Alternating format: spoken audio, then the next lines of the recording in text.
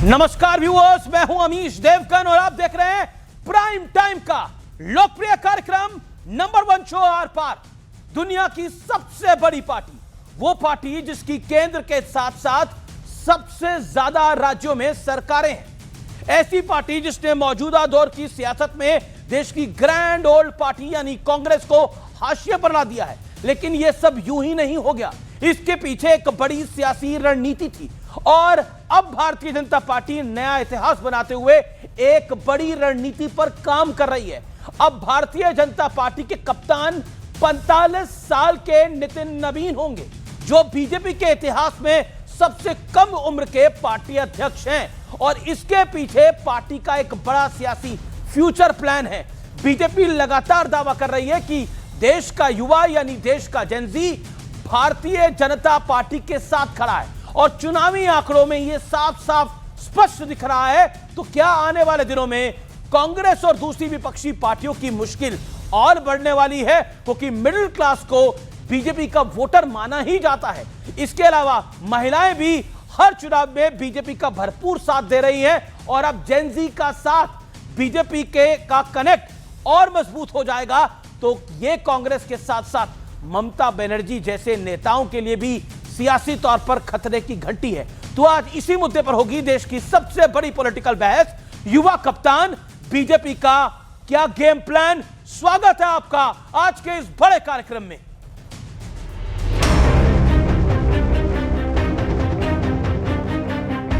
दुनिया की सबसे बड़ी पॉलिटिकल पार्टी यानी बीजेपी को कल नया पार्टी अध्यक्ष मिल जाएगा। मात्र 45 साल के नितिन नवीन को कार्यकारी अध्यक्ष के तौर पर चुनकर बीजेपी ने सबको चौंका दिया था।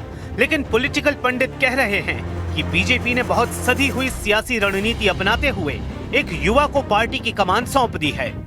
युवाओं में तो बीजेपी का बेहतर कनेक्ट है ही। माना जा रहा है कि पार्टी के इस नए फैसले से ये कनेक्ट और मजबूत होगा। देश का संपूर्ण युवा दुनिया की सबसे बड़ी पार्टी का राष्ट्रीय अध्यक्ष बनते हुए अपने को स्वयं को महसूस कर रहा है, तो पूरे देश के युवाओं में भी एक विशेष उत्साह है। नया युवा भी हैं, तो हमें लगता है कि भारतीय जनता पार्टी के राष्ट्रीय अध्यक्ष बनने के बाद विशेष करके पूरे देश में युवाओं में एक संदेश जाएगा।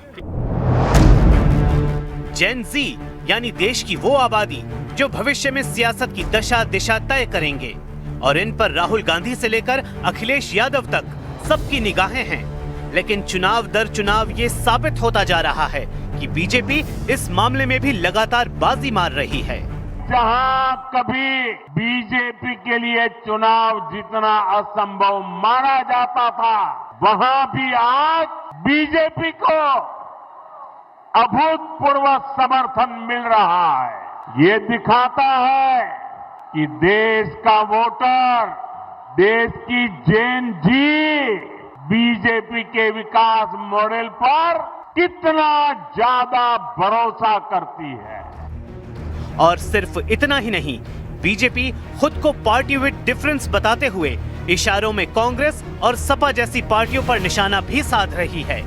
कुनबे की पार्टियां जो है वो उनका प्रेसिडेंट जो है या तो परिवार के आंगन से पैदा होता है या परिवार के पालने में पैदा होता है, और जो कार्यकर्ताओं और कैडर की पार्टी है उसमें आखिरी पायदान पे खड़ा हुआ कार्यकर्ता भी अगले पायदान पर पहुंच सकता है।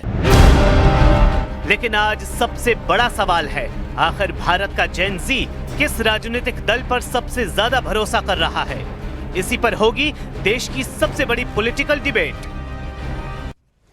और अब वक्त है आर पार के सुप्रसिद्ध विश्लेषण का। ये बताते हैं बीजेपी के सियासी फ्यूचर प्लान का विश्लेषण। बड़े पॉइंट्स क्या है? भारत में 18 से 29 साल के मतदाता 21.7 करोड़ हैं। भारत में 18 से 35 साल के मतदाता 30 से 35 करोड़ के करीब हैं। भारत में युवा आबादी करीब 65% है। भारत दुनिया का सबसे युवा देश माना जाता है। 2024 का लोकसभा चुनाव, बीजेपी को युवा वोट 39%, बीजेपी के सहयोगियों को युवा वोट यानी यूथ वोटर्स 7%, कांग्रेस को युवा वोट 21%। आइए बढ़ता हूं मैं आगे। महाराष्ट्र में जेन जी ने कैसे बदला गेम? एक्सिस माई इंडिया का आंकड़ा है 15 से 25 साल के voter, BJP Shinde 47% vote, Thackeray brothers 25% vote, Congress मात्र 15% वोट। बड़ा सवाल क्या है? बड़ा सवाल आज की तारीख में यह है कि विपक्ष ने एसआईआर ईडी पर वक्त गवाया, बीजेपी ने जेन जी से अपना कनेक्ट बनाया। विपक्ष एसआईआर और ईडी पे उलझा रहा, लेकिन बीजेपी अपना गेम कर गई। सब उलझे रहे, बीजेपी 2029 की तैयारी कर गई। ये सीधी तरह से है। मेरे साथ बात करने के लिए कौन कौन है आइए बता देते हैं। शुभराष्ट्रा मेरे साथ जुड़ रही है, जानी मानी राजनीतिक विश्लेषक। मेरे साथ अश्वनीत खडियाल है, प्रवक्ता कांग्रेस पार्टी के। Doctor Sudhanshu Trivedi, member of parliament Bharatiya Janata party के, मेरे साथ जुड़ रहे हैं। मेरे साथ आनंद दुबे हैं, उद्धव गुट के। मेरे साथ फराज किदवई साहब हैं, वरिष्ठ नेता हैं, प्रवक्ता हैं, लर्नेड प्रवक्ता हैं समाजवादी पार्टी के। उनका स्वागत है। शुभराष्ट्रा, आपको मेरी आवाज मिल रही है क्या? लगता है उन तक मेरी आवाज नहीं जा पा रही है, लेकिन फराज भाई शुरुआत आप ही से कर लेता हूं। आप लोग ईडी, सीबीआई और एसआईआर में उलझे रहे। बीजेपी 2029 और 27 के लिए मेहनत कर रही थी। उन्होंने जेनजी को लुभाने के लिए 45 साल का युवा अध्यक्ष बना दिया। जवाब, आपका चेहरा क्यों उतरा हुआ है?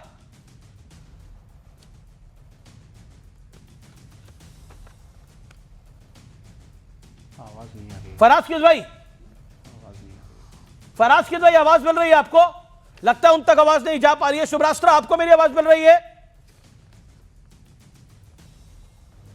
शुभराष्ट्र, आपको मेरी आवाज मिल रही है? मेरा सवाल बड़ा डायरेक्ट है।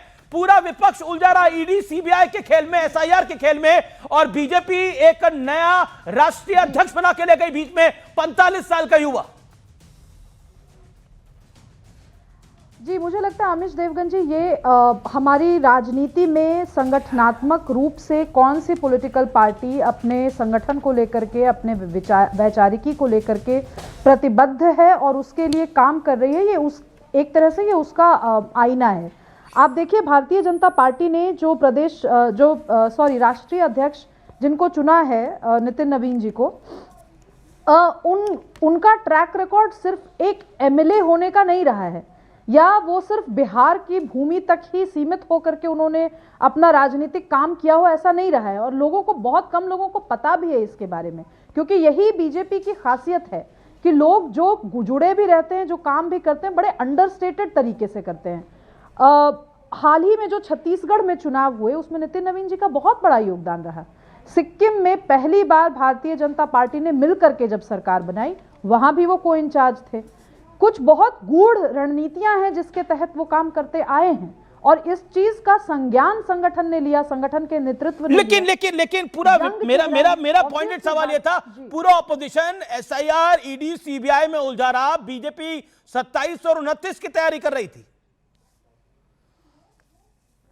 बिल्कुल आमिश जी, और दूसरी बात ये भी देखिए, जो आप बोल रहे हैं कि विपक्ष उलझा रहा, ये शब्द आपने बहुत सोच समझकर सटीक यूज किया है, क्योंकि अगर एसआईआर मुद्दा होता तो मैं तो हर बार, हर मंच से, हर टेलीविजन डिबेट से लेकर के बाकी मंचों पर भी मैं कहती आई हूं, जनता सड़क पर होती आमिश जी, अगर किसी एक व्यक्ति okay, you made your point. Faraz Kidwai, genuine case होता। फराज किदवई, अर्शदीप खडियाल। फराज किदवई, आपको मेरी आवाज मिल रही है? जी जी जी अमीश जी, फराज किदवई, एक तो पहली बात ये, आप लोग उलझे रहे एसआईआर में, आप लोग उलझे रहे ईडी में, आप लोग उलझे रहे सीबीआई में, वोट चोरी में, लेकिन बीजेपी 27 और 29 साधने के लिए युवा अध्यक्ष लेके आ गई। फिर आप बोलेंगे क्या हो गया हमारे साथ? अमीश जी देखिए, हम उलझे नहीं रहे, उलझाया भारतीय जनता पार्टी ने। अब आप एसआईआर की बात कर रहे हैं, बिहार इलेक्शन तो से बीजेपी का तो कल कुछ महीने बीजेपी पहले का तो काम है अपने विरोधियों को उलझाना। आप क्यों उलझा रहे? अब सुनिए तो अमीश जी सुनिए तो, अब भारतीय जनता पार्टी ने और भारतीय जनता पार्टी के इलेक्शन कमीशन ने, भारतीय जनता पार्टी ने और भारतीय जनता पार्टी के इलेक्शन कमीशन ने बिहार में इलेक्शन से ठीक कुछ महीने पहले इसलिए एसआईआर करवा दिया ताकि इस देश का one of the most talented युवा, जिसका नाम तेजस्वी यादव है, वह बिहार का मुख्यमंत्री ना बन जाए। तो भारतीय जनता पार्टी जो रेलेवेंट मुद्दे हैं जेनजी के, उनसे ध्यान हटाने के लिए बार बार कुछ ऐसे काम किया करती है। अब बार बार अमीश जी आपने भी कहा, जेनजी इन्होंने अपना जो है वो नितिन नवीन जी को एक बहुत ही युवा राष्ट्रीय अध्यक्ष घोषित कर दिया। अरे हम तो कह रहे हैं आपने 45 साल के नितिन नवीन जी हैं, उनको घोषित किया, तो जिसको चाहिए घोषित कर दीजिए। आपकी पार्टी है, क्योंकि आपकी पार्टी में तो पर्ची तंत्र है, जो पर्ची आई उससे आपने मुख्यमंत्री बना दिए, चाहे वो मध्य प्रदेश का मुख्यमंत्री हो या छत्तीसगढ़ का हो या नितिन नबीन जी को। लेकिन फिर भी मैं नितिन नबीन जी जो भारतीय जनता पार्टी के नए राष्ट्रीय अध्यक्ष पर्ची से बनेंगे, आदरणीय प्रधानमंत्री जी और आदरणीय अमित शाह जी की मर्जी से बनेंगे, जो कार्यकर्ताओं की मर्जी से नहीं बनेंगे, उस पर्ची वाले राष्ट्रीय अध्यक्ष जी को मैं अपनी तरफ से बहुत बहुत शुभकामनाएं देता हूं, अपनी पार्टी की तरफ से शुभकामनाएं देता हूं। ओके, सुधांशु त्रिवेदी, आपने विपक्ष को उलझाए रखा और अपने को सुलझाए रखा। पॉइंट और मेरे में एक पॉइंट आ रहा है, उलझ के जो ना उलझे बीजेपी उसको सुलझा देगी।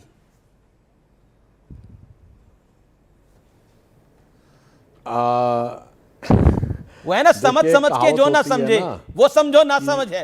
मैं कह रहा हूं उलझ के जो ना उलझे बीजेपी उसे सुलझा देगी, ऐसा खेल करा देगी।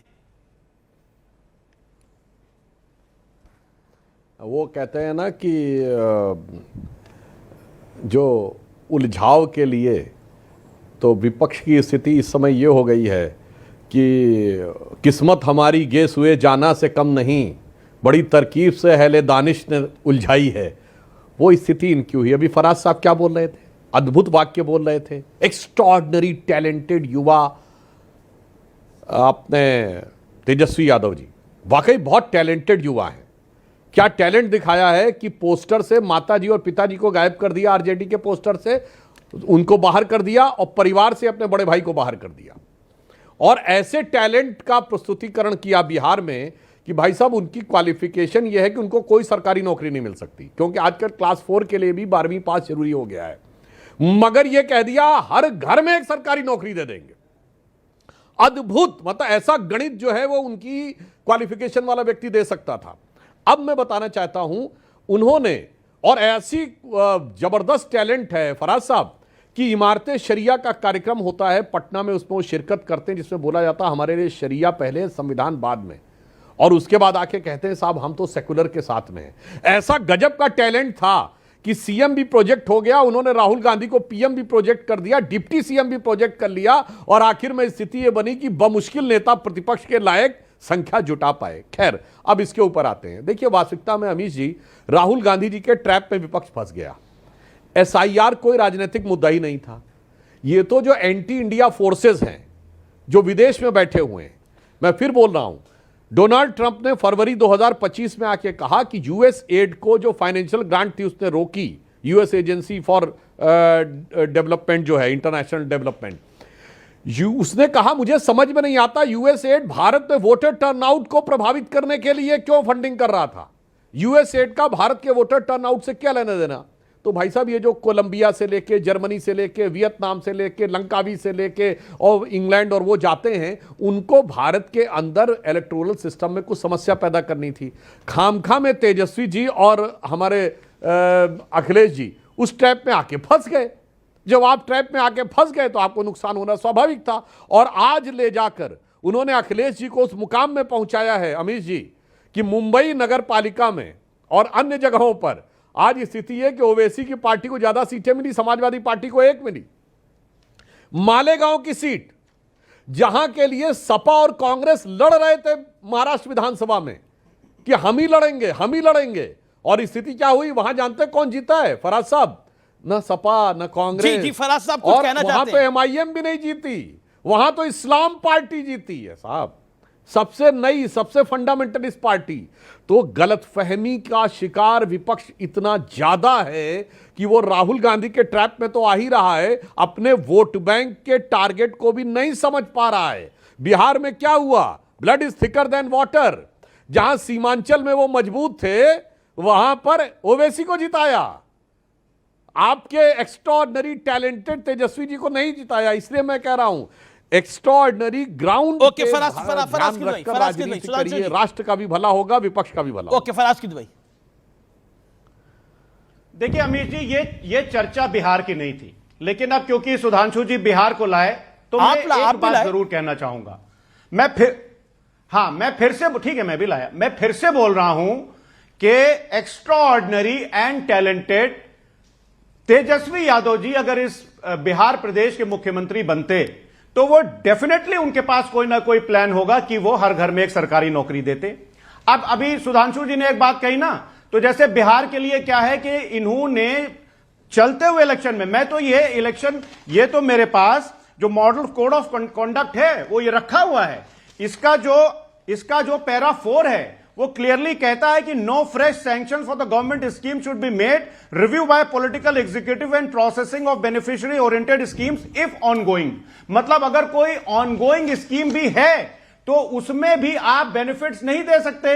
तो एक शेर है सुधांशु जी, ये हंसी शोक नजारे बिहार के लिए हैं, ये चांद और सितारे तो बिहार के लिए हैं, तमाम सूबे तरसते हैं रोटियों के लिए, ये अखरोट और छुआरे तो बिहार के लिए। देखिए अभी आप बिहार पे उलझे पड़े हैं, वहां महाराष्ट्र का नगर निकाय चुनाव हो गया है, बीएमसी में खेल हो गया, आप बिहार में अटके पड़े। वही मैं कह रहा हूं कि बीजेपी आगे बढ़ रही है, आप अटके पड़े हैं एक ही जगह पे। Sudhanshu Trivedi quick reply, 30 second time limit please follow. Okay Faraz की भाई होल्ड ऑन 30 सेकंड। हम फराज साहब अब बिहार पे हम लोग बहुत नहीं जाना चाहते, पर इतना जरूर बता देना चाहते हैं, सारे दर्शक जाके चेक कर लें। बिहार में उन्होंने कहा हर घर में एक सरकारी नौकरी देंगे। बिहार की आबादी 12 करोड़ है, ऑन एन एवरेज 4.2% पर फैमिली है, उससे आप डिवाइड करेंगे तो लगभग 2 करोड़ 80 लाख के आसपास परिवार आएंगे। सबको अगर आप सरकारी नौकरी देंगे तो 30-35 हजार रुपए मिनिमम सैलरी से लेकर 2 लाख तक सैलरी होती है, औसत 1 लाख सैलरी मान लीजिए, तो भाई साहब 2 करोड़ 80 लाख रुपए महीना देना पड़ेगा। कितना देना पड़ेगा? मतलब 280 करोड़ जितना बिहार का कुल बजट है उतना तो एक महीने में देना पड़ेगा। ऐसा टैलेंट आप ही कर सकते हैं। और आइए 2024 में ये खटाखट वाली स्कीम क्या थी भाई? 1 लाख रुपए हर परिवार। बड़ी खबर आ रही है, बड़ी खबर आ रही है। नोएडा अथॉरिटी के सीईओ को योगी गवर्नमेंट ने हटा दिया है। नोएडा अथॉरिटी के सीईओ लोकेश एम को तुरंत हटा दिया गया है। नोएडा की इंजीनियर की मौत के मामले में योगी आदित्यनाथ का यह बड़ा फैसला तुरंत लिया है, तत्काल प्रभाव से लिया है। मैं सीधा रुख करता हूं सुधांशु त्रिवेदी का। सुधांशु त्रिवेदी, 2 चीजें बड़ी इंपॉर्टेंट है। मैं आज की डिबेट पे आता हूं और फिर मैं अश्वनीत खड़ियाल को लेकर आता हूं। सीधा सवाल है, देश का जेनजी किसके साथ है? राहुल गांधी क्लेम करते हैं उनके साथ है, अखिलेश जी क्लेम करते हैं उनके साथ है, लेकिन जेनजी के लिए नया अध्यक्ष आप दे रहे हैं। 30 सेकंड। मैं संक्षेप में जवाब दे देता हूं। देखिए पिछले कुछ महीनों में पंजाब यूनिवर्सिटी में पहली बार एबीवीपी जीती, दिल्ली यूनिवर्सिटी में एबीवीपी पहले भी जीती, इस बार भी जीती, जेएनयू में सबसे ज्यादा सीटें हम जीते, हैदराबाद यूनिवर्सिटी में हम जीते पहली बार। तो जेन जी का पैमाना ये मान लीजिए तो हमारे साथ है। आज देश में सबसे युवा विधायक कौन है? मैथिली ठाकुर 25 वर्ष की है और वो लोक गायिका हैं। वो भारतीय संस्कृति को डाउन करने वाला नहीं, उसको बढ़ाने वाला कार्य करती हैं। आज का जेन जी कौन है? गुकेश डोमराजू 18 साल का वो युवा जो वर्ल्ड चेस चैंपियन बन के बैठा हुआ है। आज का जेनजी कौन है? वो शुभांशु शुक्ला जो अंतरिक्ष में पहुंच गया। आज का जेनजी कौन है? वो रत्नेश अग्रवाल जिसने 17 साल की उम्र में OYO शुरू किया और 30 साल होते होते बिलियनर बन गया। आज का जेनजी कौन है? देवव्रत महेश रेके, 19 साल का युवा जिसने दंडकम पारायण से शुक्ल यजुर्वेद के 2000 मंत्रों का दंडकम पारायण से 2 लाख बार जाप करके दिखा दिया। भाई साहब इसीलिए मैं कहना चाह रहा हूं, अरे वक्त बहुत बदल गया है, जेनजी किस तरफ जा रहा है। और 1 जनवरी को आप देखिए इस साल के शुरू में भारी मात्रा में करोड़ों की संख्या में युवा भारत के मंदिरों में दिखाई पड़ा। मंदिरों में इतने भारी संख्या में लोग गए, उसमें युवा सबसे ज्यादा था। इसलिए मैं एक लाइन में कहना चाहूंगा अमीश जी कि जेनजी के युवाओं जागो, पुनः नया युग आया है। जेनजी के युवाओं जागो, पुनः नया युग आया है। भारत मां की शक्ति जगी है, धर्म ध्वजा लहराया है। ओके, धर्म ध्वजा लहराया है। अर्शदीप खड़ियाल, क्या आपको लगता है भारत की संस्कृति के साथ भारत का युवा जुड़ रहा है और उसी कनेक्ट को बीजेपी इस्तेमाल कर रही है अच्छे तरीके से और सबसे युवा अध्यक्ष दिखे? Arshdeep your turn. देखिए देवगन साहब, भारतीय जनता पार्टी की दिक्कत ये है, ये अपने मन की बात तो करना जानते हैं, लेकिन जेन जी की मन की बात सुनना नहीं भारतीय जनता पार्टी जानती। वन वे कम्युनिकेशन की आदत है। इसी वजह से मोदी साहब प्रेस वार्ता भी नहीं करते हैं, पिछले 11 सालों में एक भी नहीं की। दूसरी बात, Guinness book of world record वाले भारतीय जनता पार्टी के लीडर्स को ढूंढ रहे हैं कि एक इंटरव्यू लिया जाए। इन्होंने एक रिकॉर्ड दर्ज किया है। वो रिकॉर्ड क्या है कि जेएनयू में प्रोटेस्ट, अलीगढ़ मुस्लिम यूनिवर्सिटी में प्रोटेस्ट, बनारस हिंदू यूनिवर्सिटी में प्रोटेस्ट, दिल्ली यूनिवर्सिटी में प्रोटेस्ट, सबसे ज्यादा प्रोटेस्ट इनके राज्य में हुए हैं। आईआईटी दिल्ली में, बॉम्बे में, IIT Kharagpur, IIT Kanpur, IIT Madras and many more places, जहां पे पंजाब यूनिवर्सिटी रिसेंटली हुए, जहां पे भारतीय जनता पार्टी की केंद्र सरकार के खिलाफ बैक टू बैक धरने हो रहे हैं, प्रोटेस्ट हो रहे हैं, इनकी पॉलिसीज का विरोध, इनके डंडा तंत्र का विरोध, इनके तानाशाह रवैयों का विरोध, इनके डिबेट डिस्कशन ना करने का विरोध, इनका भारतीय जनता पार्टी का स्टेक होल्डर को ना कंसल्ट करने का विरोध। और मैं पूछना चाहता हूं, भारतीय जनता पार्टी ने दिया क्या जेनजी को? आपने बेरोजगारी दी, दिल्ली के जेनजी को पोल्यूशन दिया, आपने, आपके राज में सुसाइड रेट ऊपर हो गया, ड्रॉप आउट रेट बढ़ गया, आपने जो स्कीम्स थी उनमें फंड एलोकेशन कम कर दी, स्कॉलरशिप कर्व्स कर दिए, नेशनल फेलोशिप जो एससी स्टूडेंट्स के लिए थी उसको कम कर दिया, 18 साल पुरानी प्रदेश पढ़ो स्कीम थी उसको इन्होंने बंद कर दिया, श्रीयास स्कीम का बजट कम कर दिया, पोस्ट मैट्रिक स्कॉलरशिप स्कीम का बजट कम कर दिया। नहीं, आपकी सारी बातें सही है कि बीजेपी इतना, खड़ियाल साहब आप ही से सवाल पूछ रहा हूं मैं। अर्शदीप आपने बोला बीजेपी सब कुछ खराब कर रही है, बीजेपी जेनजी का सत्यानाश कर रही है। देवगन साहब, 1 सेकंड मेरा सवाल आप सुन लीजिए फिर आप रिस्पॉन्ड करिएगा। आप बीजेपी सत्यानाश कर रही है जेनजी का, बीजेपी ने बहुत बुरा हाल कर दिया है। This is what you meant, what I understood, और व्यूअर्स को भी समझ में आया होगा। लेकिन उसके बाद भी बीजेपी अगर चुनाव पे चुनाव जीत रही है, यूनिवर्सिटी के चुनाव जीत रही है, तो कहीं ना कहीं तो आंकलन आपको भी करना पड़ेगा ना। युवा अध्यक्ष दे रही है, यंग टीम को तरजीह दे रही है, पार्टी से लेकर संगठन से लेकर सरकार तक, तो कहीं ना कहीं तो आपको सोचना पड़ेगा। सब बात यह है कि जो जेनजी है वो कांग्रेस पार्टी के साथ है, क्योंकि एक यंग लीडरशिप जो है वो उनको नजर आती है, कांग्रेस पार्टी देती है। भारतीय जनता पार्टी की तो बुजुर्ग लीडरशिप है जहां पे जेनजी के लिए जगह नहीं है ना मिलेनियल। आप जो बात बोल रहे हैं मैं बताता हूं पैमाना क्या है। उसका पैमाना आप कह रहे हैं जेनजी कांग्रेस के साथ है। मैं थोड़ी देर के लिए आपकी बात पे यकीन करना चाहता हूं। 3 कारण बताइए, 3 एग्जांपल्स बताइए कि जेनजी कांग्रेस के साथ है। Give me 3 examples, 3 examples. Number एक, जितने धरने, मैं सुन तो लीजिए, जो मैंने आपको रिकॉर्ड तोड़ धरने बताए, प्रोटेस्ट बताए, इतने कभी कांग्रेस के राज में नहीं हुए। नंबर 2, जो मैंने आपको फंड रिडक्शंस बताई वो कभी कांग्रेस के राज में नहीं हुए।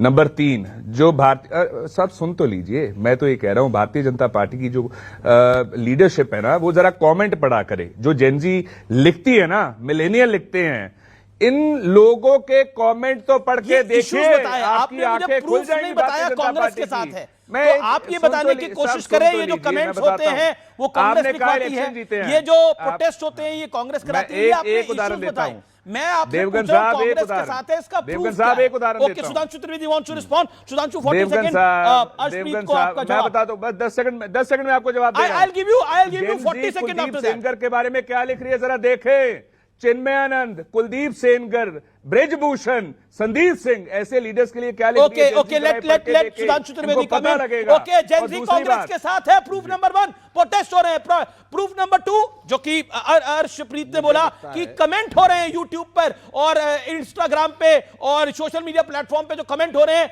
वो बता रहे हैं वो कांग्रेस के साथ है। अब बताइए क्या जवाब है सुधांशु त्रिवेदी? फंसा दिया लगता है प्रवक्ता ने कहा, यही कांग्रेस प्रवक्ता ने जो बोला यही कांग्रेस की दुर्गति का आधार है। उनको लगता है जो प्रायोजित लोग बैठे हुए हैं और उनके द्वारा जो लोग कमेंट कर रहे हैं उस कमेंटों के आधार पर इनको लगता है चुनाव जीत गए। यही तो गलतफहमी है। और देखिए कितनी बढ़िया बात बोली इन्होंने, कहा कभी भी इतना बड़ा प्रोटेस्ट नहीं हुआ। भाई साहब, ये अन्ना आंदोलन किसके जमाने में हुआ था?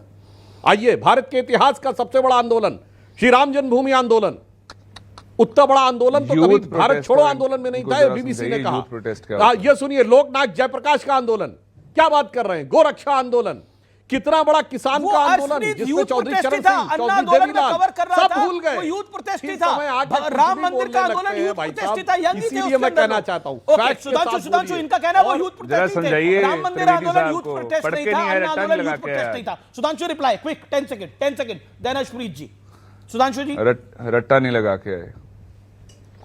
हाँ, अब मैं बता रहा हूं, देखिए साहब, इनको जानकारी का अभाव है, फैक्ट के साथ बोलिए ना, कौन सी चीज मैं बताना चाहता हूं। इनके फाइनेंस मिनिस्टर ने फ्लोर ऑफ द हाउस पे बोला, चिदंबरम साहब ने, कि डिजिटल ट्रांजैक्शन तो भारत पे हो ही नहीं सकते, हम तो कम टैक्स सेवी हैं, हमारे लोग कम पढ़े लिखे हैं। मगर मोदी जी को विश्वास था, आज दुनिया में हाईएस्ट डिजिटल ट्रांजैक्शन भारत में हो रहा है, 49% ग्लोबल डिजिटल ट्रांजैक्शन भारत में हो रहा है। और यूपीआई वीजा को पीछे छोड़कर पिछले साल एक दिन में सबसे ज्यादा ट्रांजैक्शन, उसको सबसे ज्यादा कौन करता है? जेन जी तो कर रहा है। आपको भरोसा नहीं था जेन जी पे, हमने भरोसा करके दिखाया और जेन जी ने वो चेंज करके दिखाया। अब वो गलतफहमी में बैठे रहिए, वो पुराने जमाने के हिसाब से, और वो स्टीरियोटाइप में बैठे हुए हैं। 50 साल पहले इनकी घड़ी की सुई अटक गई है कि जो 1990 का भारत था उसके बियॉन्ड हम जाएंगे नहीं, शॉर्टकट रहेगा, जात पात में तोड़ो, कट्टरपंथी वोटों के साथ अपना संबंध जोड़ो, विदेश में घूम के 2-4 बयान दो और उसके बाद बगैर मेहनत किए सोचो कि अपने आप आकर हमारी थाली में गिर जाएगा। बाकी तो छोड़िए, जेन जी तो छोड़िए, आज इनका गठबंधन सहयोगी को इनके साथ है क्या? दिल्ली का चुनाव हुआ, आम आदमी पार्टी ने छोड़ दिया। यूपी में इनको समाजवादी पार्टी ने बाई इलेक्शन में कुछ नहीं दिया, इन्होंने दिल्ली में समाजवादी पार्टी को कुछ नहीं दिया। महाराष्ट्र में जो चुनाव हुआ उसमें यूबीटी शिवसेना इनसे अलग हो गई, और केरल में जो चुनाव हुआ उसमें कम्युनिस्ट पार्टी आपस में लड़े। और मैं कह रहा हूं बंगाल में ये तय है कि इनको कुछ नहीं देने जा रही है। और ये वोट चोरी कहने वाले लोगों से मैं कहना चाहता हूं, बंगाल में इनकी सीट 0 है और बंगाल चुनाव के बाद चिल्लाएंगे कि मेरा वोट चोरी हो गया। 0 सीट वाले कहेंगे मेरी चोरी हो गई। ओके, मेरा जवाब ले लीजिए। अर्शप्रीत जी, देवगन साहब, बात यह है, अब भारतीय जनता पार्टी वैसे तो जेन जी की आवाज को सप्रेस कर देती है। जब वो धरना प्रदर्शन करते हैं लाठीचार्ज कर देती है, जब वो आवाज बुलंद करते हैं article 19(1)(a) freedom of speech and expression का उपयोग करते हैं, पर्चा दर्ज कर देते हैं, FIR दर्ज कर देते हैं, उनको चुप करवाने के लिए डरा देती है भारतीय जनता पार्टी। मैं रीसेंट उदाहरण देना चाहता हूं पंजाब यूनिवर्सिटी की नोटिफिकेशन का। बीजेपी को मैं पूछना चाहता हूं कि कितने यू टर्न मारेंगे आप? और चौक के ऊपर से नहीं, चौक के नीचे से यू टर्न मारने की आदत भारतीय जनता पार्टी की है। जैसे पहले काले खेती कानून लेके आई थी, वहां यू टर्न मारा। अब इस PU नोटिफिकेशन वाले इशू पे वो क्यों मारना पड़ा यू टर्न? क्योंकि जो यूथ है, जो जेन जी है, जो मिलेनियल्स हैं, उन्होंने भारतीय जनता पार्टी की तानाशाह पॉलिसी के खिलाफ, नोटिफिकेशन के खिलाफ धरना प्रदर्शन किया और भारतीय जनता पार्टी को झुकना पड़ा। ओके, सुब्रास्ट्रा कुछ कमेंट करने जा रही हैं। वैसे तो आवाज आने नहीं देते, वैसे तो बोलने देते नहीं है, सोशल मीडिया पे तो यूथ बोलता है। सुब्रास्ट्रा ओके, सुब्रास्ट्रा यूथ कांग्रेस के साथ है लेकिन चुनाव में नहीं होता, डरा देंगे उनको। कमेंट बॉक्स में होता है। यू आर राइट है, you understand the pulse of the people. Amish ji, मैं सिर्फ 2-3 प्रश्न पूछना चाहती हूँ अर्शप्रीत जी से। अगर यूथ इतना ही ज़्यादा कांग्रेस के साथ या ऑपोजिशन कैंप के साथ इतना ही ज़्यादा संबद्ध है, तो इनके किसी भी नैरेटिव पर युवा क्यों नहीं सड़कों पर उतर जाता? जैसे SIR के मुद्दे पर बिहार में क्यों नहीं उतर गए युवा? राहुल गांधी के साथ क्यों नहीं थे? तेजस्वी यादव के साथ क्यों नहीं थे? दूसरी चीज़ मैं बोलना चाहती हूँ, ये बड़ी अटपटी सी बात नहीं लगती आपको कि जेन जी प्रोटेस्ट करता है किसके सामने? मोदी सरकार के सामने। मोदी सरकार जेन जी के प्रोटेस्ट की बात सुन लेती है डेमोक्रेटिकली, लोकतांत्रिक तरीके से, और उनके पक्ष में जो निर्णय होता है वो ले लेती है। ये कैसी तानाशाही है आमिश जी? मैं तो समझ नहीं पाती कि अगर ये तानाशाही है तो लोकतांत्रिक व्यवस्था किसे कहेंगे? यही ऑपोजिशन है ना जो कहती है कि हमारे यहाँ प्रोटेस्ट की संस्कृति को भारतीय जनता पार्टी ने दबा दिया है, कुचल दिया है। तो आप तो उसी प्रोटेस्ट का सहारा लेकर के जेन जी की बातें मनवा रहे हैं, तो ये तो लोकतांत्रिक व्यवस्था हुई ना। और अर्शप्रीत 30 सेकंड। ओके सुब्रास्ट्रा, धन्यवाद। अर्शप्रीत कुछ कहना चाहते हैं, देन आनंद दुबे। धन्यवाद। देखिए राहुल जी के, धन्यवाद जी। देखिए राहुल गांधी जी के साथ जो जेन जी है उसने कंधे से कंधा मिला के भारत जोड़ो यात्रा में राहुल गांधी जी का साथ दिया, क्योंकि यूथ की आवाज है राहुल गांधी जी, उनके मुद्दे उजागर करते हैं राहुल गांधी जी, उनके मुद्दों का समाधान निकालते हैं। मैं एक चीज पूछना चाहता हूं, क्योंकि ये जेन जी की बात कर रहे हैं, मिलेनियल की बात कर रहे हैं, यूथ की बात कर रहे हैं। एक पॉलिसी थी ना 75 साल के बाद आपको आप इतने बड़े-बड़े क्लेम कर रहे हैं, लोगों के लिए, यूथ के लिए मौका देना पड़ेगा। क्यों नहीं? सारा जेन जी राहुल गांधी के साथ है, लेकिन मुंबई में 5वें नंबर की पार्टी है कांग्रेस पार्टी। यूथ मुंबई में 5वें नंबर की पार्टी है, बिहार में 6 सीटें आई, जेन जी राहुल गांधी के साथ है, दिल्ली में 0 सीटें आई, जेन जी कांग्रेस के साथ है। समझ नहीं आ रहा मुझे तो। देवगन साहब, नहीं अर्शप्रीत साहब, अर्शप्रीत अंडरस्टैंड वन पॉइंट, जेन जी आप कह रहे हैं आपके साथ है, ये कैसे? मुझे तो कादर खान की वो फिल्म याद आ रही है, मुझे कादर खान और जॉनी लीवर की फिल्म याद आ रही है। जॉनी लीवर हर बार कहता है रूल का क्या हुआ, तुम्हारे साथ हूं, लेकिन वो गोविंदा के साथ होता है। रूल का क्या हुआ साहब? और मोदी साहब जगह क्यों खाली कर रहे हैं? अर्शप्रीत भाई, I have all the regard for you and I have some sympathy also. Sympathy why, और क्यों सिंपैथी का एक कारण है। मैं इसको आप कह रहे हैं जेनजी राहुल जी के साथ घूम रहा है, जेनजी राहुल जी के साथ है। आपकी बिहार में 6 सीटें, यूपी के अंदर 2 विधानसभा सीटें, दिल्ली के अंदर 0 सीट। अभी जो चुनाव हुए मैं उनकी बात करो, मैं आगे की बात ही नहीं करता। बीएमसी का चुनाव हुआ, 5वें नंबर पे कांग्रेस आई है, मुंबई में बनी कांग्रेस पार्टी। आज हालात क्या हो गए मुंबई के अंदर। मैं ओके, आनंद दुबे मैं आपके बाद आता हूं। देश का जेनजी कांग्रेस के साथ है, लेकिन बीएमसी में कांग्रेस का नंबर 5वां है। आप समझ नहीं पाए क्या, और आप मुस्कुरा रहे हैं। अमीश भाई नमस्ते। अमीश भाई नमस्ते। जिस शो को पूरा भारत देखता है बारंबार, जहां से ज्ञान अर्जित करता है अपार, उस शो का नाम कुछ और नहीं, उसका नाम है आर पार। धन्यवाद धन्यवाद। देखिए अमीश भाई, हालांकि ये जो विषय है नए अध्यक्ष का, ये भारतीय जनता पार्टी का, फिर भी कुछ मोती छलका देता हूं। देखिए, इस देश का जो जेनजी है, इस देश का जो युवा है, उसको वरिष्ठ भी साथ में चाहिए और उसको भी नवीन चाहिए। अगर नितिन हो तो गडकरी साहब हो, और नितिन नवीन हो तो अभी जो नए अध्यक्ष है वो हो। ये भारतीय जनता पार्टी का आंतरिक मामला है। वो 45 साल के अब मेरे प्रश्न का भी जवाब दुबे जी, 50 साल के किसी और को बनाए। जी जी, मेरे प्रश्न का भी जवाब कांग्रेस के नेता वक्ता कह रहे हैं कि देश का जेनजी राहुल गांधी के साथ है, तो फिर 5वें नंबर पे काहे आई कांग्रेस? बिहार में 6 सीटें काहे आई कांग्रेस? देखिए, राहुल गांधी जी स्वयं एक युवा हैं। वो अभी 55 वर्ष के हैं। अगर इस देश में सलमान खान 60 वर्ष के भी युवा हैं, युवाओं के दिलों की धड़कन है, तो राहुल गांधी जी तो 5 साल छोटे ही हैं। तो राहुल गांधी जी भी युवा हैं, अखिलेश जी भी युवा हैं, अपना नितिन नवीन भी युवा हैं, हम सब युवा ही हैं। आप भी युवा हैं, हम भी युवा हैं। और युवाओं पे आप जानते हैं कि प्रज्ञेश कुमार, माफ करिए आनंद दुबे, माफ करिए आनंद दुबे, उम्र नहीं पूछनी चाहिए, लेकिन आपकी उम्र पूछ ही लेता हूं ऑन एयर। कितनी उम्र है आपकी? मैं 45 साल का हूं। बताओ, नितिन नवीन की भी उम्र 45 है, आपकी भी 45 है। उम्र का हूं। वो कम से कम सपना तो देख सकते हैं अध्यक्ष बनने का। आप वो सपना भी नहीं देख पाएंगे, नहीं देख सकते ना आप भी। अरे हो सकता है मैं प्रधानमंत्री बन जाऊं। अरे कौन जानता है क्या लिखा है काल के कपाल। जी, आप कह रहे हैं सलमान खान एक प्रज्ञेश कुमार जी के हो सकता है, तो राहुल जी 55 की उम्र में क्यों नहीं हो सकते? सुधांशु जी भी मुस्कुरा रहे हैं, आपकी आज्ञा से एक बहुत प्यारी कविता है, सूझ नहीं रहा, मुस्कुराए अमीश भाई, बहुत प्यारी कविता है प्रज्ञेश जी की। हाँ जी अमीश भाई, हाँ बोलिए। युवाओं पर एक बहुत प्यारी कविता, अगर आपकी इजाजत हो 10 सेकंड में कह देता हूं। जी जी जी। युवा का अब आगाज हो, एक नया अंदाज हो, सिंह की आवाज हो, हर युवा जाबाज हो, हृदय विशाल जहाज हो, निर्भीक समक्ष यमराज हो, उज्जवल आभा मैं पुखराज हो, योग्य योद्धा योगिराज हो, जहां उम्र की दराज हो वहां बड़ों का लिहाज हो, हर ताज में सरताज हो, सर्वत्र यही रिवाज हो, बुराई पर ऐतराज हो, नाकामी पर नाराज हो, सुशिक्षित सुरक्षित स्वराज हो, हर युवा युवराज हो, हर बहन का वो नाज हो, भाई बहन का समाज हो, कभी न हुआ वो आज हो, युवा का अब आगाज हो। ये देश युवाओं का है। स्वामी विवेकानंद जी को देखता है। सलमान खान 60 के हैं, राहुल जी 55 के हैं, भगत सिंह, ये तो नई परिभाषा ही गढ़ गए भाई साहब। देखिए, एक तो मैं, इन्होंने युवाओं के ऊपर कविता सुनाई, तो मैं भी बता देना चाहता हूं आनंद दुबे जी, हमारा युवा कैसा है कि नित करने को बलिदान जवानी जागा करती है, युग करने को निर्माण जवानी जागा करती है।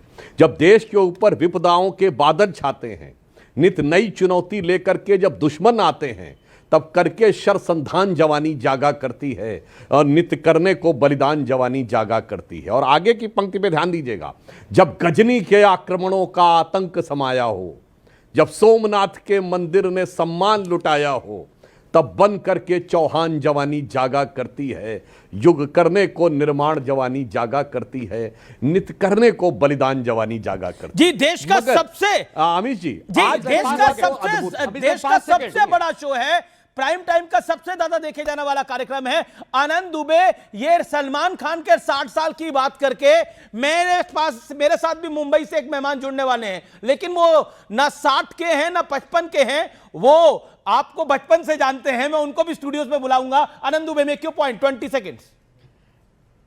5 सेकंड। भारतीय जनता पार्टी युवाओं से इतना प्यार करती है कि कांग्रेस के युवा को उड़ा ले गई जतिन प्रसाद, ज्योतिरादित्य सिंधिया, नवीन जिंदल, एकनाथ शिंदे ले गए मिलिंद देवरा, ये दूसरे को भी युवाओं को अपना बनाती। तो कितना बड़ा सागर है। ये कहती है युवा कहीं का भी हो मेरे पास आओ, युवा बन जाओ। तो ये युवाओं को कितना प्यार करती है, कितना महान समझती है, ये भी हमने देखा है, ये भी हमने सुना है। लेकिन खैर ये इनके अंदरूनी मामला है। नितिन नबीन जी को हम बधाई देंगे कि आप अच्छा काम करिए, आप पार्टियां मत तोड़िए। लेकिन ये जो कांग्रेस पार्टी कह रही है, इसका जवाब आपने नहीं दिया। इसका जवाब आपने नहीं दिया। फिर मैं नए गेस्ट को एक लेकर आऊंगा जो हमारे स्टूडियो में कुछ ही मिनट में आपको दिखाई देंगे। एक बड़ा सरप्राइज है व्यूअर्स के लिए। मैं आपसे पूछता हूं, इस पर आपने कुछ नहीं बोला जो कांग्रेस कह रही है कि देश का जेनजी कांग्रेस के साथ है। अगर जेनजी कांग्रेस के साथ है तो 5वें नंबर में बीएमसी पे क्यों आई है कांग्रेस पार्टी? देश का जेनजी धीरे धीरे कांग्रेस को सीख रहा है, पढ़ रहा है। अभी जेनजी की उम्र 18 साल, 20 साल, 22 साल है। जब वो इतिहास समझेगी, कैसे आज़ादी दिलाई गई, कैसे इंदिरा जी ने काम किया, कैसे नेहरू जी ने काम किया, कैसे राजीव गांधी, जब समझेगी तो देगी। अभी तो जेनजी जो है प्रेजेंट देख रही है। वो पैदा हुई तब से मोदी जी को देख रही है, तो मोदी जी के साथ है। जब पुराना इतिहास समझेगी उनके साथ हो जाएगी। फिलहाल जेनजी हमारी शिवसेना के साथ भी है। आदित्य ठाकरे जी एक खुद युवा नेता हैं, लोगों के लिए बीच में काम करते हैं। म्युनिसिपल महानगर पालिका की शिक्षा के स्तर नितेश राणे तो हंस के कुछ बोल रहे हैं, उनकी तस्वीर भी दिखाइए। नितेश राणे तो हंस के कुछ भी बोल रहे हैं। Man of the movement right now with me Amit Satam, अध्यक्ष बीजेपी मुंबई के मेरे साथ खास तौर पर स्टूडियोज में है। कमाल कर दिया आप लोगों ने। और आज नितिन नवीन अध्यक्ष हो गए हैं भारतीय जनता पार्टी के। देश का जेनजी, मुंबई का जेनजी किसके साथ है? पिछले 11 वर्षों में जिस प्रकार से प्रधानमंत्री नरेंद्र मोदी जी ने stand up India, startup India, नए नए जो इनोवेशंस लाकर जो हमारे युवकों को एंटरप्रेन्योर, उद्योजक बनाने के लिए जो पॉलिसीज लाई है, सबसे ज्यादा स्टार्टअप्स आज रजिस्टर हो गए हिंदुस्तान की सरकार के पास। उसकी वजह से जो पूरा जेनजी है, जो पूरा युवा जो है, वो भारतीय जनता पार्टी और नरेंद्र मोदी जी का फैन बन चुका है कि इतनी सारी अपॉर्चुनिटीज इतने कम समय में। जेनजी हमारे साथ है नहीं, जो हर चुनाव में या हर राज्य के चुनाव में जितने वोट उन्हें मिल रहे हैं या जितनी सीटें उन्हें मिल रही है, इस पर से तो यह दिखाई नहीं दे रहा है। और अभी हाल ही में बीएमसी का भी चुनाव हुआ है, उसमें उनको महज सिर्फ 24 सीटें मिली है। और उसमें से भी जो मुंबई का भी जेनजी है वो किसके साथ में है, ये इससे भी स्पष्ट हुआ है जी। वो तो आनंद दुबे कह रहे हैं कि आदित्य ठाकरे के साथ है वहां का जेनजी। इसमें तो ऐसा है कि पिछले 11 वर्षों में हमारे मुख्यमंत्री देवेंद्र जी ने जिस प्रकार से महाराष्ट्र को नंबर 1 बनाने का काम किया है, मुंबई में जो इंफ्रास्ट्रक्चर रेवोल्यूशन उन्होंने लाया है, पूरा मुंबई शहर का जेनजी जो है वो बीजेपी के साथ में है, महायुति के साथ में। ओके आनंद दुबे कांग्रेस को तो समझेगा जेनजी, लेकिन ठाकरे ब्रदर्स तो साथ है, लेकिन तब भी नहीं समझ पाया जेनजी। देखिए ऐसा है अमीश भाई, इस विकट परिस्थिति में सारे प्रयोग, दल बल, छल कपट सब करने के बाद भी भारतीय जनता पार्टी हमको 65 के नीचे नहीं ले जा पाई। मतलब सोचिए ना कितनी ताकत हमारी जमीन पर होगी। हमारा शिवसैनिक 24 घंटे पब्लिक के बीच में रहता है। हमारे यहाँ एक नियम है 80% समाज सेवा, 20% राजनीति। 24/7 365 डेज जनता के बीच में रहने वाली शिवसेना को आप कमजोर कर सकते हो, समाप्त नहीं। हम धुरंधर हैं, हम घायल हैं, इसीलिए घातक हैं। फिर आएंगे, शून्य से शिखर तक जाएंगे। अरे हार क्या जीत क्या? अटल जी ने कहा था ना क्या हार में क्या जीत में। ऐसा सिर्फ आप ही लोग कहते हो, दूसरा कोई कह नहीं रहा है। मुंबई की जनता ये कह नहीं रही है।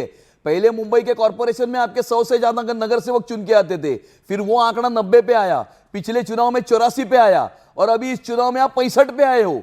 इसका मतलब मुंबईकरों ने और मुंबई के खास करके मराठी आदमी ने आप लोगों को पूरी तरह से नकारा है। आपने पिछले 25 वर्षों में जो मुंबई में देश का सबसे बड़ा भ्रष्टाचार किया है, 3 लाख करोड़ का भ्रष्टाचार आपने किया है। इसकी वजह से आप लोग दोनों भाई साथ में आने के बाद भी ये खबर आ रही है कि शिवसेना उबाटा चाहती है बीजेपी का मेयर बने। ये क्या खेल है?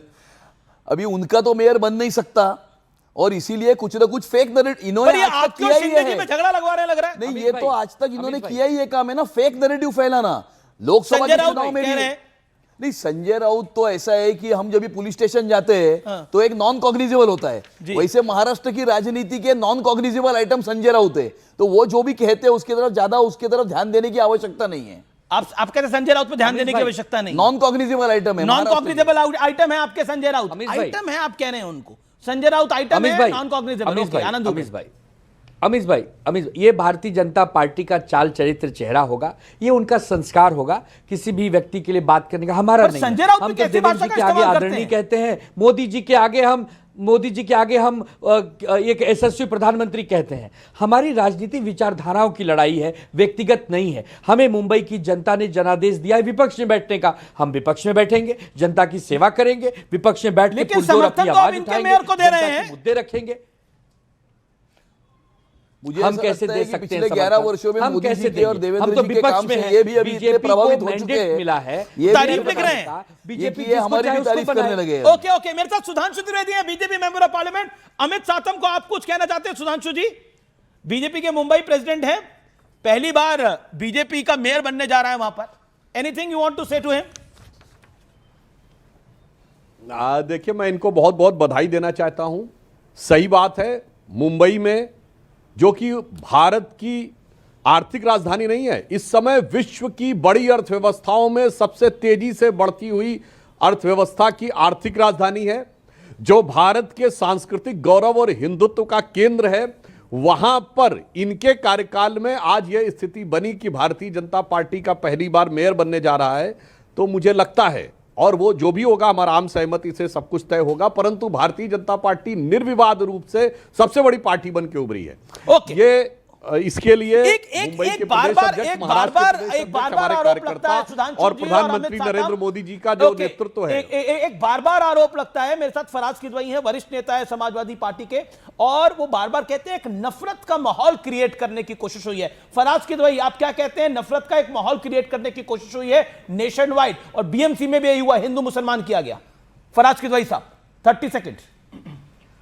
हाँ, अमीश जी, अमीश जी देखिए कि भारतीय जनता पार्टी जो है वो तो पूरा देश जानता है कि किस तरह से डिविसिव पॉलिटिक्स करके इस देश में जो है वो सत्ता हथियाना चाहती है।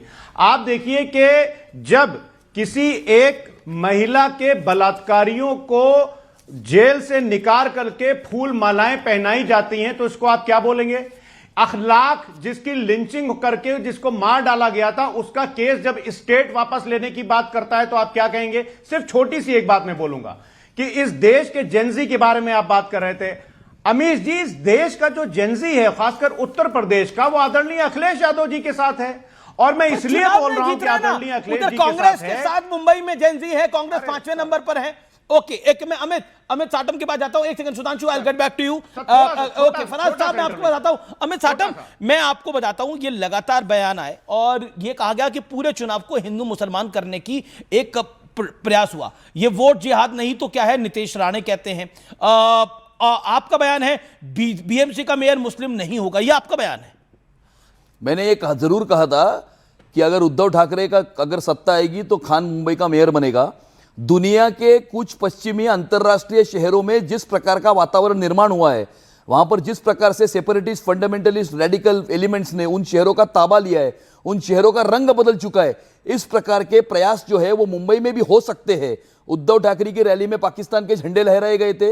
इकबाल मूसा उर्फ बाबा चौंद बम विस्फोट के आरोपी ने उनके उम्मीदवार का प्रचार किया था। पाकिस्तान जिंदाबाद की घोषणा देने वाले राशिद मामू को उद्धव ठाकरे ने अपनी पार्टी में प्रवेश दिया था। और इसीलिए पर आपने ये भी कहा मुंबई में भगवा तूफान आने वाला है, हरे रंग की चादर लिए हुए, और हरे रंग की चादर लिए हुए सभी लोग, ये चादर इस तूफान में उड़ने वाली है। अपने खत्म हुई राजनीति को फिर से एक बार जिंदा करने के लिए उद्धव ठाकरे ने जिस प्रकार से, भैया आप जेनजी को नफरत में ढकेल रहे हैं। नफरत की बात नहीं है। अगर हम अगर कोई वंदे मातरम का विरोध करेगा तो हम उसका विरोध करेंगे। अगर भारत माता की जय का कोई विरोध करेगा तो हम उसका विरोध करेंगे। पाकिस्तान जिंदाबाद की घोषणा कोई लगाएगा तो हम उसका विरोध करेंगे। ओके, मैं रुक करता हूं। मेरे साथ Anand Dubey 30 second on this point. 5 second. Okay, Faraz sahab कुछ कहना चाहते हैं? 5 सेकंड। दाऊद। हाँ अमीर जी, मैं आदरणीय अध्यक्ष जी ने जो कहा, सब जो इन्होंने कहा, मैं हर चीज में इनके साथ हूं। लेकिन क्या ये विजय शाह का विरोध करेंगे जिसने कहा था कि सूफिया कुरैशी आतंकवादियों की बहन है? क्या ये विजय शाह का विरोध करेंगे? और अगर ये करेंगे विरोध तो इनसे पूछिए कि आदरणीय प्रधानमंत्री जी से पूछेंगे कि उनको मध्य प्रदेश की कैबिनेट से कब हटाया जाएगा? क्या आप क्या ये अबू आजमी पूछेंगे? का विरोध हिम्मत नहीं है करेंगे? पूछने की? आप अबू आजमी का विरोध करेंगे? याकूब नहीं, मेमन नहीं, की मर्सी आपने पिटीशन कहा- के ऊपर आप- साइन करने नहीं, वाले अरे- अबू आजमी का अरे विरोध सर, करेंगे क्या? इसका सर, जवाब दो। सर सुनिए, अमीर जी नहीं पर ये सोफिया जवाब कुरैशी नहीं दे को रहे। किसी बीजेपी ने मैं- सपोर्ट मैं नहीं करा बोल रहा हूं, जो लोग- एंड लेकिन जो अबू लोग आसिम आजमी को वंदे सपोर्ट भारत- करते हैं आप लोग। ओके, फराज किदवई। अमीर जी इन्होंने कहा कि जो भारत माता की जय का विरोध करेगा हम उसका विरोध करेंगे। मैं करूंगा। विजय शाह का विरोध करेंगे आप कि नहीं करेंगे बताइए? आप अबू शाह को आजमी आप का विरोध निकालेंगे करेंगे क्या? पार्टी मुझे से कि बताइए नहीं ना निकालेंगे? पहले। जो क्या याकूब सर, मेमन मेरा बम सवाल ये विस्फोट नहीं के है। आरोपी आपने अभी convicted बोला कि याकूब जो मेमन लोग की मर्सी पिटीशन देखिए के अमीर ऊपर जी यही साइन करने वाले यही अबू जो है ना, आजमी का आप विरोध अमीर जी, करेंगे यही कि नहीं साइकोपेंसी करेंगे? होती है। अबू आजमी यही वंदे साइकोपे- मातरम बोलेंगे ये क्या? जो ओके, देश ओके, की ओके। बेटी सुधांशु इस त्रिवेदी देश कुछ कहना की चाहते बेटी हैं। जो ओके, ऑपरेशन सिंदूर में अर्शदीप देश का कुछ कहना पक्ष चाहते लग हैं। रही थी, सुधांशु उसको सुधांशु आतंकवादियों 10 की जो सेकंड बहन कहेगा उसके लिए सुधांशु शब्द जी नहीं सुधांशु जी निकलेगा ओके, इनके ऑल मुंह audio Sudhanshu ji 30 seconds then Anand I will come to you. देखिए, जो कुछ कह रहे हैं फराज किदवई साहब, तो मैं कहना चाहता हूं प्रोफेसर राम गोपाल यादव जी ने विंग कमांडर व्योमिका सिंह की जाति बताई। विजय शाह ने तो बयान भी विड्रॉ किया, माफी भी मांगी। प्रोफेसर राम गोपाल ने माफी तक नहीं मांगी। और फौज की क्या बात करते हैं भाई साहब?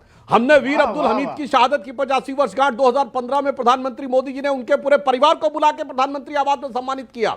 और आप लोगों ने आपने यासीन मलिक को प्रधानमंत्री आवास से बुलाया, जिसने 3 एयरफोर्स ऑफिसर्स की हत्या की। भाई साहब, इतने बड़े बड़े गुनाह, ये मत सोचिए तिनके की ओट में पहाड़ छुपाने की कोशिश करेंगे। मैं फिर कह रहा हूं, प्रोफेसर राम गोपाल यादव पे कब कार्रवाई की बताइए अखिलेश जी ने? उन्होंने जाति बताई और जाति सूचक बात कहना। सुधांशु जी, अमित साटम, क्या आपको लगता है ये जो शिवसेना प्रयास कर रही है, जो शिवसेना कह रही है कि हम सपोर्ट करेंगे, ये गेम क्या है? गेम क्या है उनका? वो डिवाइड एंड रूल करना चाहते हैं, शिंदे और आप में डिफरेंस क्रिएट करना चाहते हैं? ये फेक नैरेटिव फैलाना चाहते हैं। क्यों? ये चुनाव हार चुके हैं।